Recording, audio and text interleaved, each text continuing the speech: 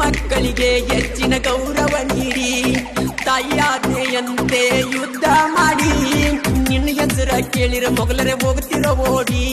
ಸಿಂಹದ ಮರಿಗಳ ಸೈನ್ಯ ಎತ್ತ ನಿನ್ನ ಜೋಡಿ ಬಂಧಿಸಿ ಇಟ್ಟಾರೋ ಕತ್ತಲ ಕೋಲ್ಯಾಗ ಹೆಂಗರೆ ತಡೆದಿತ್ತೋ ಜೀವ ಹಿಂಸೆ ಕೊಟ್ಟಾಗ ಆದರೂ ಪಾರಾದರೂ ಹೂವಿನ ಬುಟ್ಟ್ಯಾಗ ಧರ್ಮದ ರಕ್ಷಣೆ ಮಾಡಿದರೋ ಹುಡಿಯಂಗ